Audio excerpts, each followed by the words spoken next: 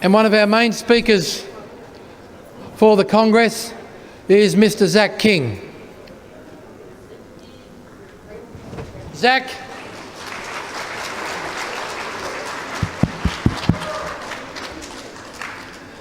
Zach is a man that knows both darkness and knows light.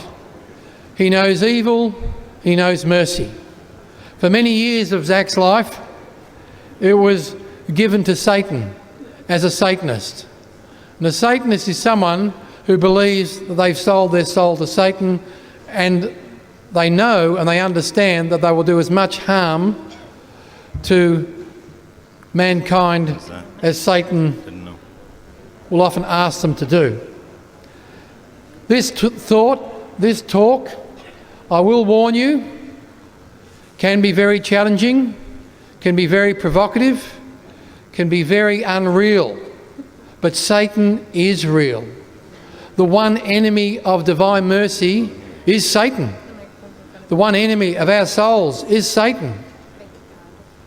What you are going to hear this morning isn't a story that has been made up. It's a real and true story of how God, in His time, can change the hearts of the most perverse, the most darkest people that we would believe in humankind. Thanks. That's how a lot of people would see this testimony. 10 years old, I started 5th grade, and we played a game at school in the bathroom called Bloody Mary, or I Hate You, Bloody Mary. It's a spell, actually, but you don't know that at 10 years old. You think it's just a game. You go into the bathroom, you turn out the lights, and you chant a phrase, and then you wait for a scary face to appear in the mirror. Now remember that if the face is appearing in the mirror, it's got to be standing with you. We would see that scary face, and most of the kids would run out in a panic, screaming. I wouldn't. I was fascinated. And it's not snarling. It doesn't talk. It's not talking to me. It's just there. You know, and I kind of equated, I mean, it wasn't attractive, but, bulldogs aren't attractive, but they were born with that face. So I just figured, okay, I mean, it's born with that face. I don't know if it's a spirit or what it is, but every time we did the chant, I saw the face. And at the same time as that, I'm playing Dungeons and Dragons every weekend. Always the wizard or the sorcerer. And I just wanted to do magic. I wanted magic to be real, and I wanted it so bad. Now just imagine if you could do a magic spell for anything. That'd be so cool. And that was how I led my life. I mean, I wanted magic. I wanted anything that I could play that had magic in it, I wanted. If I saw there was a movie coming on Saturday or Sunday and there was magic in it, I had to watch it. So as I'm doing that, it one day occurs to me, I wonder if I could do a magic spell in real life. Now, everyone's already told me that magic doesn't work. It's fake. Now, I know that I'm made fun of anyway because I'm a little nerd, a little nerdy kid. I don't need to be made fun of for one more thing. So I decide that I'm going to do a magic spell for money, and I'm going to see what happens. If it doesn't work, no big deal, but then I probably won't waste my time playing D&D or doing this Bloody Mary thing anymore.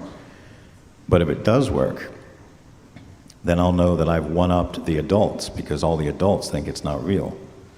So I did a spell for money because I thought, I don't really want to hurt anybody. I just would like to have some cash.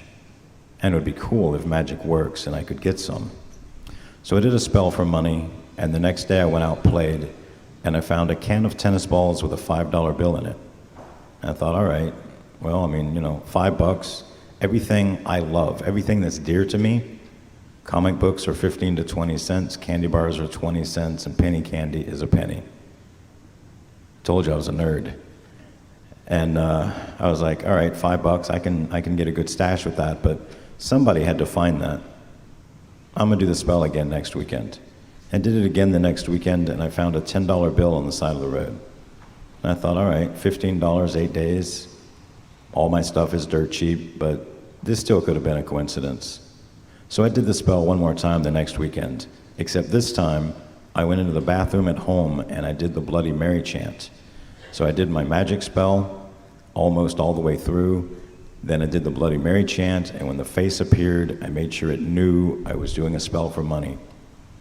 Thought maybe whatever this is, I can harness the power of this and make it work for me. And the next day I went out and I found what looked like Monopoly money rolled up tight in rubber bands. I took it home, and later that night I unraveled it all. A bunch of rubber bands wrapped tightly around Monopoly money that turned out to be real money. I had never seen a $100 bill before. But when I unraveled them, I had 10 $100 bills. So I had $1,000. I knew that magic was real. I knew that magic worked, and I knew that I was going to do this every day for the rest of my life, and probably not tell anybody because, why would I? I mean, this is like the best kept secret in the world. So I decided that I'm going to do this, and I start doing that. I'm doing the Bloody Mary thing every day because I always see that face appear, and I'm still playing D&D every weekend because it's fun, because now I know that the magic in there is real. I use the magic, the money spell came from a D&D book, and so I'm doing all this stuff. And when I was 11 years old, I was the victim of a sexual assault at school. In America these days, it was at the hands of a female teacher, and in America you hear about this stuff almost daily. And some weeks you do hear about it daily, and it's a different teacher every time. But in 1977, that wasn't something you heard of. Teacher told me it was my fault, I wanted to do it, I volunteered it, it was my idea, and I enjoyed it. I had no reason to doubt her. She's the teacher. She's in a position of power. She told me that I would be in trouble if I told anybody because it was my idea, and this is bad. So I believed her, and I had no one I could tell, no one I could say anything to. So I just dove further into magic. That's what gave me solace, that gave me peace. In magic, I was always on top. I was in control. I was the powerful creature. Because when you're a little kid, you've got no power. And Satan makes you think that he will give you some, when in reality, he's just chaining you. He's putting you in binds, and he's controlling your every movement. You're being ruled by your sin, but you think you're in control. So at 12 years old, I found out there was a group that played D&D every weekend and also believed magic was real. And my friend told me about them, and it turned out that my friend was actually a recruiter for a satanic cult, but I didn't know that. I went over there, and they had like every fantasy movie ever made, even more than what I had seen. They had pinball machines and video games, the things that I was really into. And they had an in-ground swimming pool that was bigger than the city pool.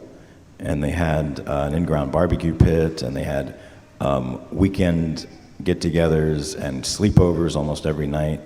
And if you got in a fight with your parents, you could come there and hang out. And if you just left school, for the day, you could come there and do your homework and get help with it, get tutored, and you could do anything you wanted. Like at my house, you could have 3 meals a day and maybe a snack. But over there, you can eat as many meals as you want and as many snacks as you want. There's no limit. And you find out when you're hanging out there that what goes perfect with a big meal is a cigarette, or a beer, or a whiskey, or, why don't you get drunk for the first time, or the second time, or the 10th time? It's no big deal. Just don't tell your parents. So I'm getting involved with these guys, and I think this is a great time. Also, as I'm being involved with these guys, they tell me one day, when you were 11, something precious from you was taken, and you didn't want that to happen, but you did enjoy it. You did have a good time. Your body did respond. So how about if we'll let you can do that anytime you want to here. You're gonna have as much fun with that as you want. No one can tell you no, as well as if you're doing something and you don't feel comfortable, you can stop. You have the complete power and control to do whatever you want, and we'll film it so you can watch it anytime you want. So for about 4.5 years, I was a victim of child pornography, thinking that I was on top. I was controlling everything. I was doing what I wanted to do, not realizing that I'm being re-victimized every weekend. Later in the year when I was 12, a kid told me, "Did you know you're a member of a satanic coven?" Well, I had seen all the scary movies from the 60s and 70s about satanic covens, and this was nothing like that. I was having all kinds of fun. And, but it kind of bothered me, you know, because I was thinking, what if I'm a member of a satanic coven? So I went to an adult and I said, "Hey, I heard something funny. I heard I was a member of a satanic coven." "That's not true, is it?" And he said, "Well, you are in a satanic coven, but you're not a member yet." You know, and I was like, okay. And then he said, "Do you want to be a member?" And I equated not being a member with losing all my privileges. Like, I didn't know where to buy drugs. At 12 years old, I can't buy cigarettes and alcohol. I can't have sex with anybody I want. You know, if I don't join this coven, I'll lose everything. I'll lose all my friends. So I said yes. I said, what's involved? What do I have to do? He says, "Well, there's 13 steps to joining a satanic coven. And you've done almost all of them. You just have a few things left to do." So my remaining steps were that I had to sign, there was a 5-page document. I had to sign it in 3 places. I had to slice my left thumb and bleed onto the document. Then I had to sign the document in blood in 3 places. "The blood of Jesus washes away all sin, but not mine. Jesus died for everybody, but not me." I signed those 2 places, and then on the final page, I say that I'm selling my soul to the devil. Now, it's impossible to sell your soul to the devil. Is there anybody here that thinks you can sell your soul to the devil? Ooh, nobody's raising their hand. You guys have heard me before. You are correct. You cannot sell what you do not own. So, but I don't know that. I'm 13 years old when I signed this contract. I thought, you know, why would adults lie to me? The Satan's giving me everything that I want. I can do anything that I want. I'm having a great time, you know, and eventually, when I'm old and ancient, I'll eventually die and I'll go to hell. But in between now and then, I'm going to have all the fun I can. That was my mentality, and all my friends had the same mentality. So they put you in a room with a large baptismal, and I'm wearing a white robe signifying I'm losing my innocence. They baptize you, which is full submersion, in a vat of human blood, pig's blood, and human urine. They bring you up. Yes, it's disgusting, isn't it? They bring you up, you go in another room and take a shower, you change into a black robe, signifying you've been baptized into a world of evil. You pull the cowl up, and you go in another room and you sit down. You're handed a wheel with a crucifix in it. The document you signed is read off, and you show them your left thumb to show that it was you that signed in your own blood. And then you spin the crucifix upside down, signifying human sacrifice, and you break the arms downward, signifying denouncing Christ. And then they intertwine the document with the wheel, and they tell you that your soul is forever tied to this document, and it's locked in a vault, and you don't have access to it. No one ever sees it again. Then we have a party after that to celebrate that I'm now a Satanist. When I was 14 years old, I was told I was going to participate in my first assisted abortion. And I said, "Oh, that's cool." And then I went home to look up the word abortion because I didn't know what it meant. My dictionary at home didn't really have a good definition, so I went to the library, and there were like 4 books that were all like 2 or 3 inches thick, and I thought, no, there's no way I'm reading that to find out. I just want to know a simple definition. So I went back to my coven and I explained, you know, "Listen, I know it. You said I was going to do an abortion, but I don't know what that means." And he says, "Oh, it's simple. You're killing a baby in the womb." I was like, "Is that legal?" He goes, "Oh yes, as long as it's in the woman, legal. Comes out, murder." Okay. So I practiced for a bit with a scalpel and Play-Doh, or a scalpel and apple and different stuff. And my only job as the magic practitioner is that I have to get blood on my hands. It could either be the woman's blood or the baby's blood. I got blood on my hands at the assisted abortion, but I don't know if it was the baby's blood or whose it was. I was so nervous and so scared. I didn't really know anything of what I was doing. That was my first one of those. Now, I'm not going into detail on this one, but it is one of the most disgusting practices. You know, there's different levels of spells.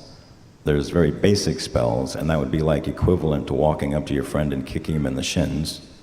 There's other spells that would be like punching your friend in the stomach, or kicking him in the groin. Then there's a hex. A hex is like the top spell you can do. And in that, when you do a hex, you want to murder a baby at the same time. And that would be the equivalent of dropping like a hydrogen bomb on his house. You almost absolutely, positively get your wish when you do that spell because you've gotten Satan's favor. You've gotten his attention. In the course of my Satanism, with that cult, I did a total of 5 of those. Now, when I stopped, well, I talked to a friend about 8 years ago. I had just come out, I had just converted, and he said, you know, your talk is really good, but it's age appropriate for 15 and up. Well, the problem with that is that by the time I was 15 years old, I drank alcohol every day, almost to the point of getting drunk every day. I smoked cigarettes every day. I smoked pot every day. I took mushrooms every day. I took acid every weekend. I was addicted to pain pills. I was in child pornography. I was addicted to sex. I was addicted to pornography. I was addicted to masturbation. And I've broken all 10 commandments, including murder. And now I'm 15, and I'm able to hear my own testimony. I'm not saying to bring your small children to my talk, but you have to take what I tell you home and put it in the language that your children would understand. They have to be warned. Your children are naturally curious. They don't need to hear it from me to suddenly get the idea, oh, I'm gonna go try magic. It's all over the internet. Harry Potter is very popular, still. Your kids will read that stuff and wonder, just like I did, can I do magic? And they will duplicate it. To make a spell work, you need intention, repetition, and demonic presence. So they try it, and there's a demon present, the magic spell will work, and your son or daughter will be hooked that that's the way to go. And it's absolutely not the way to go. It's the biggest mistake I ever made in my life. At 16 years old, 17 and 18, I just dove further into magic. They made me one of the main magic practitioners of my cult, and I was totally enjoying everything that I was doing. I was immersed in so much evil, I couldn't have told you. If there was a light in the room, I couldn't have found it. When I was 18 years old, I graduated from high school, and my town was really small, and I was thinking, what am I gonna do to find a bigger coven, or a coven when I go to another town? I was going to a city. It was like anywhere from 500,000 people to 1 million people there. And I thought, all right, I don't know how to find, this is before the internet. For anybody that's younger in this room, we didn't always have the internet. So I didn't know what to do. I didn't know, they're not gonna just advertise it anywhere. It's not like in the town square there's gonna be a sign that says satanic meeting here. Well, what they did was one better. At my school, they had what was called the student union. And in the student union, they have all the groups that, like political and religious. So you have like the Baptist student union and the Catholic student union and the Republican and the Democrat student union. And then they also had the Satanic student union. And I went to a couple of their meetings, and it was a bunch of kids away from home for the first time that believed Satanism was all about getting drunk, getting high, and getting laid. Well, okay, those things were used by the devil, but that's not what I wanted. I heard there was a satanic cult out there to rule the world. They wanted to take over. They want to rule everything. Like they're going to rule the banking industry. They're going to rule big money, politics, Hollywood, everything. I was like, that's what I want. If that's true, that's what I want. I want to get involved in that. So I contacted my first coven, and they put me in contact with this other coven, the World Church of Satan, or Satan's World Church, also Diablo Sex. Now, any coven that embraces the name Diablo Sex, because my first coven did as well, Diablo Sex is the name taken by covens that are involved in child prostitution, child pornography, and human trafficking. And those institutions, those groups are all over the world. So I joined that one. I start going to their meetings, and it doesn't take me any time at all to rise right up, getting higher and higher, meeting more and more important people, and getting like into the inner circle, really meeting the important movers and shakers in there. And one day when I was 12 years old, I was at a sleepover, and this guy walked in at like 3 in the morning. He was wearing like a tuxedo, but more old school, had a top hat and a cane, and his face was painted up like a member of KISS. And I thought, that is the coolest thing ever. Whatever he's doing, I'd love to do that. And I asked people, and no one would tell me who it was. So then fast forward about 8 years, and I'm at this meeting, or maybe 6 years, I'm at this meeting, and I see one of those guys, and I'm like, what is that? And they're like, oh, that's the High Wizard. Like, what's a High Wizard?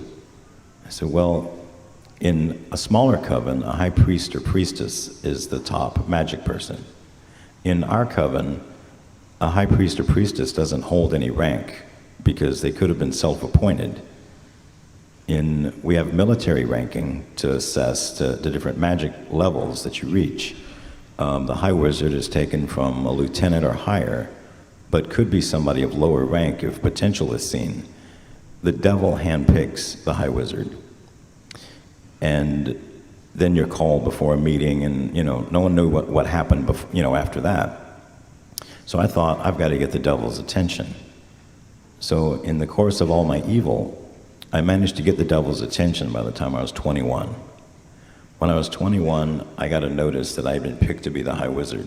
They call you into a room, you meet with the CEO and board of directors. That's who runs my coven.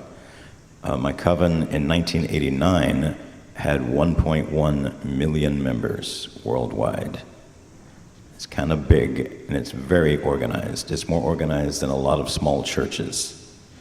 My coven did 3 main jobs among all the other evil they did, because they did spells for big money people and power people all around the world.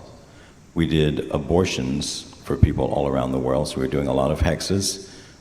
There's between 2 and 5 High Wizards in the world. The number could be as low as 1 or as many as 10. The attacks that we do 2 active attacks and 1 passive.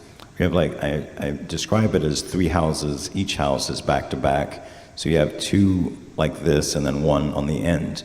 Each one has a privacy fence around it, so they think they're the only house.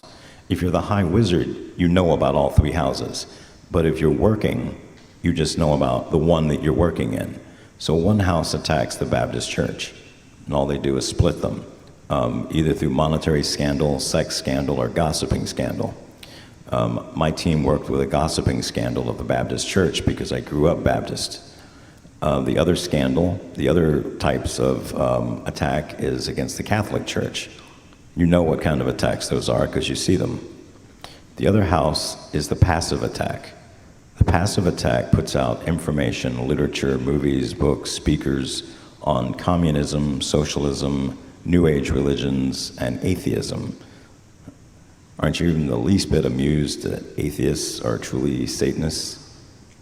They know that there is a God and there is a devil, and they're putting out speakers to go to your town and speak to you about how silly God is and how silly the Catholic Church is, when they know that the Catholic Church is the right place, and they know God is real, and they know the devil is real, and they know if you're an atheist, you're going to end up in hell. And that's their goal. So those are the 3 houses that we worked with. I joined, I made the High Wizard. I decided, yes, I do want all the power in the world. I do want success. I do want money. I do want all the sex I can handle. I want all the drugs I can take. I want all the booze I can drink. I want everything. I want it all, and I want it now. And that's what I did. One of my main jobs was that I sold contracts to people that wanted to be famous. Like if you were a famous rock star between 1987 and 1999 and you had a hit song, there's a good chance I sold you your contract. Now, what they're buying, I'm telling them, I go to what's called a warehouse deal. You go there, there's a bunch of rock stars. Some of these people can't sing, they can't dance, they can't do anything. They have no skills, but they're willing to do anything for fame and fortune. So I ask them, what are you willing to do? When you say you'll do anything, what are you willing to do? And most people will say, well, I wouldn't have sex with an animal, or I wouldn't eat a pile of feces, but I'd do anything else. Well, that's not the person I'm interested in. I'm interested in the person that says they would do anything, and when I cite those as examples, they say, yeah, I'd do that. Then I give that person a card. It's called a second tier. That means they go to another place, and they're going to have to do one of those disgusting things. It may not be those two exact things, but it's going to be something that the rest of us would cringe or vomit if somebody said, this is what you have to do. That's disgusting. But they'll do it. And you want to know how much they'll do it? Google search musicians from 1987 to 99. There's a lot of music came out during that time. There's a lot of rock stars willing to sell their soul for fame and fortune. So I'm doing that. I did 146 abortions total in my lifetime. Now that's assisted abortions. As I said, I'm the magic practitioner. My job is to get my hands bloody. At 3 of my abortions, they didn't work. And as a Satanist, I couldn't figure out why. I'll give you an example of one, and maybe you can tell me why. I arrived, usually abortions are done after hours. So they're done at like 8 o'clock, 9 o'clock at night, sometimes later. So we go in to do these when the clinics are closed, but we still have access and there's nobody outside. Well, on this particular occasion, there were bikers outside on our side of the road. There was a satanic biker gang, and across the street was a bunch of people carrying strange-looking ropes and praying. I went inside dressed as the High Wizard, and we're prepping everything, and we've got these large windows upstairs, and the people across the street get down on their knees. And I asked my friend, what are they doing? He's like, I don't know. I grew up Baptist, but you don't drop to your knees to pray. So I opened up the window to hear, because they're all saying something, they're chanting something. So we opened up the window, because as Satanists, we chanted too. So let's see what they're chanting. And everything they're saying doesn't make any sense, but we're saying it back and forth to each other. And we're saying, Hail Mary, full of grace, the Lord is with thee. And we're like, what is that? What are they saying? That's so strange. And we said the entire, like we didn't say the entire rosary, but we said the entire Hail Mary, not knowing what we were saying. And then we closed the window back, and we went back to do the abortion. And this woman is saying that the baby's coming. And we've been there for about a half an hour. There's no baby, it's not coming. And the doctor keeps checking, and I keep checking, and no reason really for me to check, you know, that he's the doctor. But she's swearing that we're both idiots, we're both incompetent. Is this our first abortion? What's wrong with us? We need to go ahead and get down there and get to business. You know, she's about to give birth. We need to go ahead and take care of this. We're like, there's no baby in the birth canal, you're fine. And then we stand there and talk for another minute, and we hear a baby crying. And we look down, the baby came out. In my old satanic coven, if the baby was born, it would be adopted. And not by a Satanist. No Satanist wanted the baby. So it would go to a decent home. Well, that happened 3 times. A very similar story to that. Never occurred to me back then that, you know, a rosary is being said across the street, and that's what's preventing the abortion. So if you're thinking,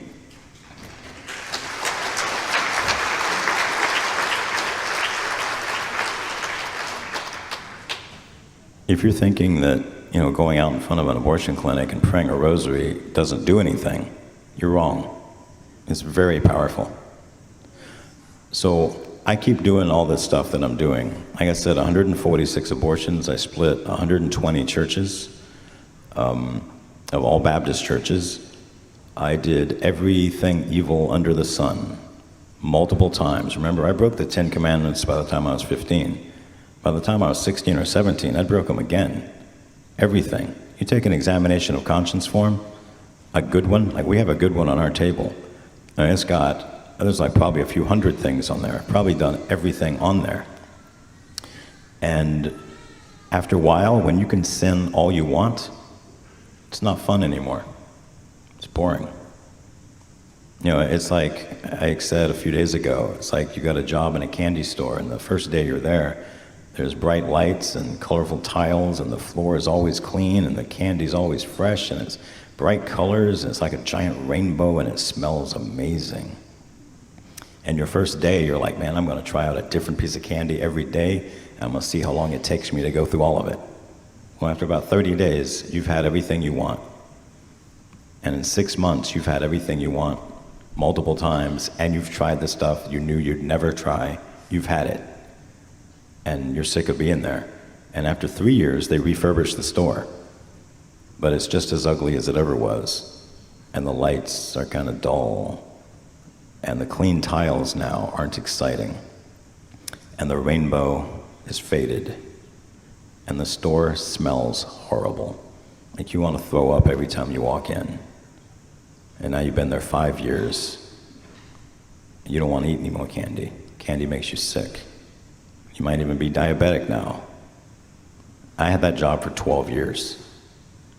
I hated it. The last 2 or 3 years, I hated my job.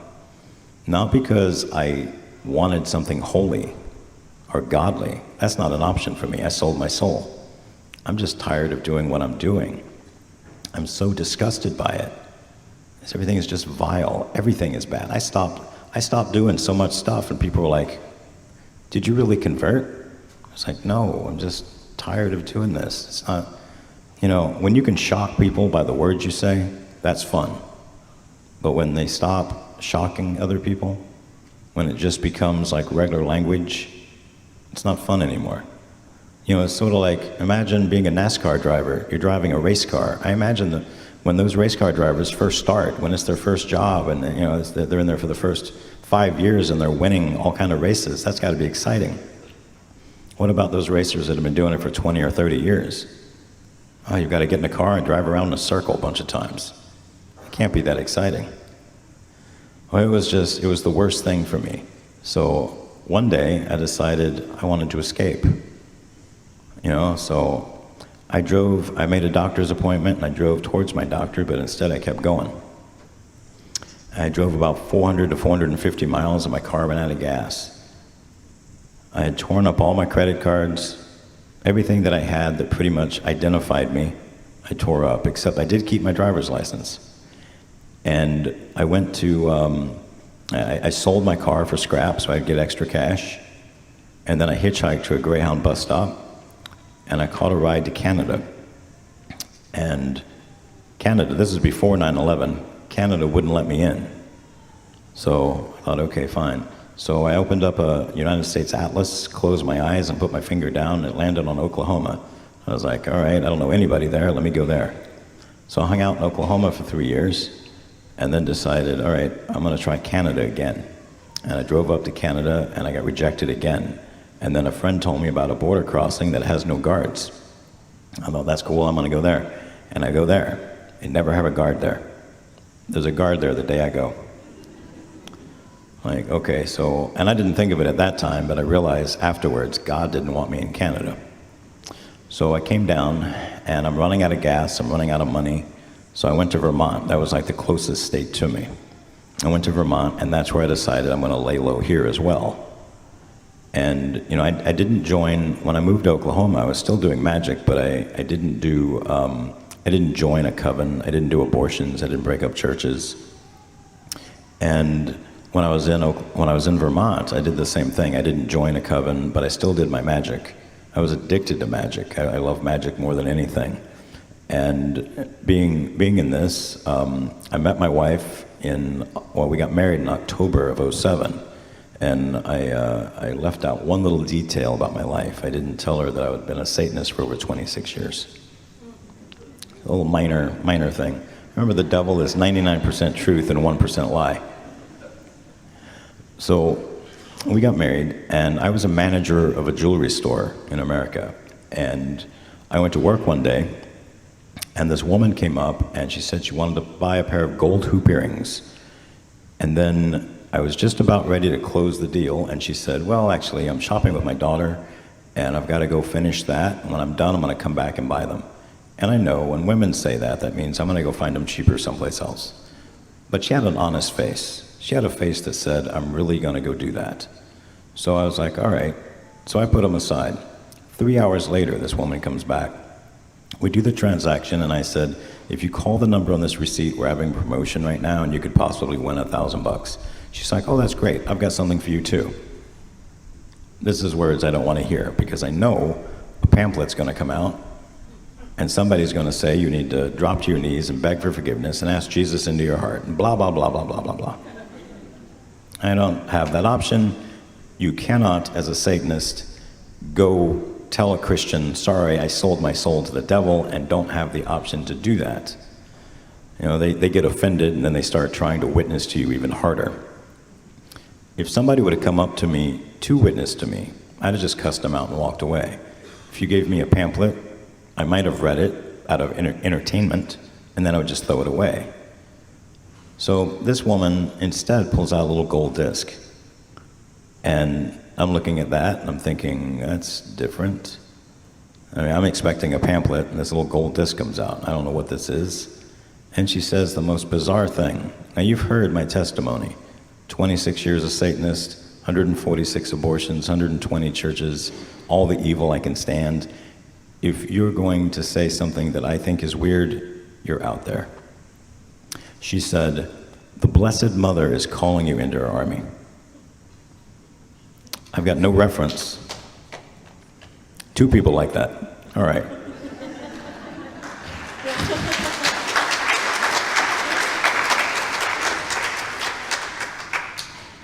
I have no reference point for the Blessed Mother. I have no idea who that is. I grew up Baptist. Mary gave birth to Jesus. So I'm thinking, Isis? Gaia? I don't know. And she says it's very powerful. Well, now I know she's not a Christian, because Christians don't bless anything. So she's got to represent a cult, probably like some female deity cult. I'm not really interested. You know, I thought, I came from 2 big cults, not interested in yours. As well, if I joined that cult, it could be connected to my first one. This could go poorly for me. And she starts talking about more stuff. I've got no idea what she's saying. I've just totally tuned her out. Whatever it is she's saying, I still don't know. She just went on and on and on. And then I tuned back in, and she tells me again, it's very powerful. Well, now I'm insulted. Now I feel like you're challenging me. How dare you tell me it's powerful? And I'm thinking, I was the high wizard for 12 years. I was the top magic practitioner. Yeah, I might have shared that position with 9 other men, but I did it at a time when the world had close to 7 billion people. 7 billion people, and I am one of the top 10 magic practitioners in the world. Who are you to tell me that little blessed, miraculous metal has any power whatsoever? This cannot do anything to me. I am more powerful. If God was stronger than me, God would have stopped me when I was killing babies, but he didn't. And this is my attitude. I am better than you. I'm better than everyone in the room. I have more power than anybody. There's nothing you can do to me. Give me that medal. I will show you. The Holy Spirit used my ego and my arrogance against me. I put my hand out. She dropped it in my hand. My plans were to close my fist around it, feel that it has no power, and then I'm going to toss it on the floor or slam it on the counter. Up until now, I had remembered that I had sold this woman gold. That made my sales day. I was very excited, but now I don't care if she returns it. I don't care if she gets her money back. You don't tell me that something is powerful or that it can do something. I will tell you. I clench my fist around it, and my mall and my store were gone. I was standing in a darkened void. There was nothing there but me and this woman. And she's telling me about all the sinning I've committed. And after she says whatever she says, she ends it with, and that's of the devil. And you did over 100 abortions, and that's of the devil. And you've been a Satanist for over 25 years, and that's of the devil. And you broke up over 100 churches, and that's of the devil. And everything she says ends with, and that's of the devil. And she says again, and I'm terrified at this point, I equated what she was able to do with magic. As the high wizard, I could not have done this. That somebody can do this, I'm in awe. And I think I'd like to let go of the metal, but am I going to fall through this void? How do I find my way back to my mall? I have no idea. And she tells me again, the Blessed Mother is calling you into her army. And I instantly knew that was the Mother of God, which is one more person like that one.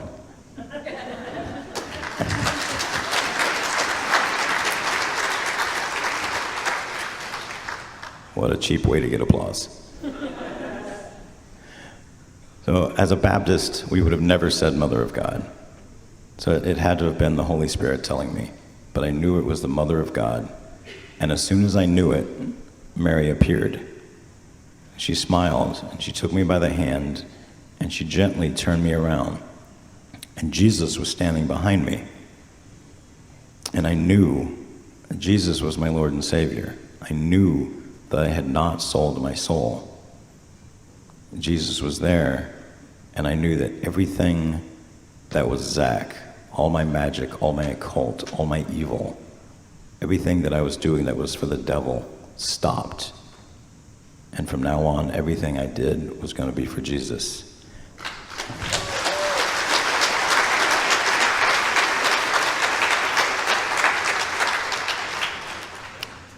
And the Blessed Mother told me that my job was to help her end abortion. And I opened my hand, and I was standing back in my store, back in my mall. This woman, Marianne Wickman, is still talking to me. She's still telling me about her church and how awesome everything is. And she told me where she goes to church, and she tells me that she's Father Joe Whalen's assistant, and that's the St. Raphael Healing Oil Ministry in the States. And that Father Joe is the busiest priest she's ever known. She's the assistant, and he doesn't have time to talk to her. And while she's talking to me, her cell phone rings, and she looks down, she goes, "That's Father Joe, I've got to take it." Well, I realize, busiest priest you've ever known, blah, blah, blah, go ahead, take the call. So she takes the call. Father Joe is in his 80s. He's losing his hearing. So he talks like everybody's losing their hearing. So whatever he says on the phone, I can hear it. And she's like, "Father Joe, what can I help you with?" "Can you hand the phone to the young man you're talking to?" And I'm like, now I'm shaking like a leaf. How does this man know that I'm right there? How does he know this is happening? And she hands me the phone. And I was like, "Hello? Welcome to the faith. Hand the phone back to Marianne." So I do that.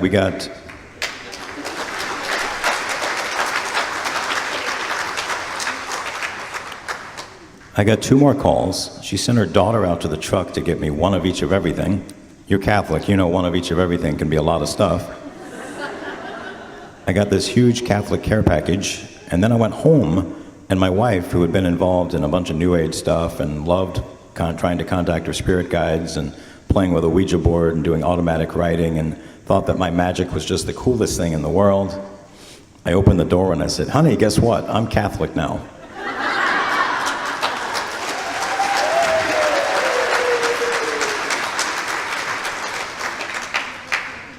That response you just gave me, she didn't give me that. She wasn't too happy with that. I started going to Mass almost immediately. I started going to daily Mass like either the next day or the day after. The first time the priest consecrated the host, I saw Jesus. I thought that was the most amazing thing. I thought if you were Catholic, you saw Jesus. I asked Katie, I was like, "Do you see that?" She goes, "What?" I said, "That man up there." She goes, "That's the priest." I was like, "No, the other man." She's like, "No, I don't see anything." And I thought, no, she doesn't see Jesus because she's not Catholic. So, I got Monsignor LaValle came over and blessed my house. He found out that I saw Jesus in the Eucharist, decided to make me Catholic because if I'm a former Satanist and I'm seeing Jesus in the Eucharist, I'm obviously Catholic. I obviously have Catholic written all over me. I found out that there was a place called Perpetual Adoration, which was awesome, so I could go see Jesus anytime I wanted. My very first experience with that is that I equated it to going to see a rock star because I thought, it's Jesus, it's God. There should be a line to get in there. I mean, like in America, there's a line to get in to see Elvis, and he's dead. So I go in, when we get there, it's me and my wife, we get there, we're the second car in the parking lot. That was kind of a shock. We go in there, there's no line. It's like, okay. We walk into the Adoration Chapel, and it's me and my wife, Jesus, and this woman. And this woman looks up, she sees me, she looks very surprised, and she starts packing up her stuff as fast as she can go. Like, if this was an Olympic event, she got gold. She put everything together, she then picked it up, she looked at me, and she said, "You can't leave till someone else shows up." And she runs out the door. Well, why would I leave? I'm in a room with Jesus. So I started hanging out at Adoration between 1 and 18 hours a day. It was awesome. One person likes that.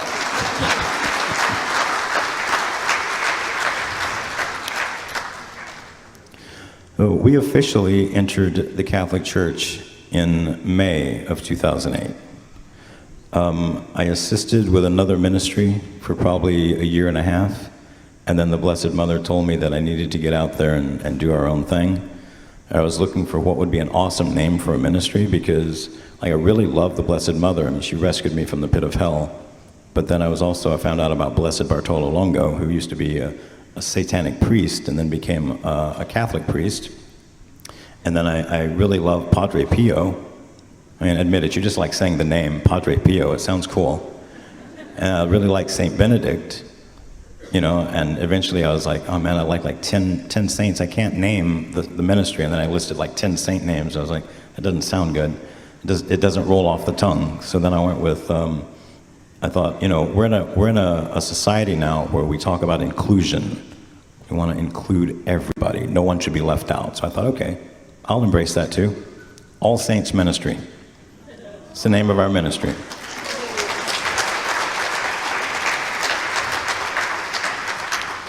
So if you're thinking you'd like to know more, allsaintsministry.org.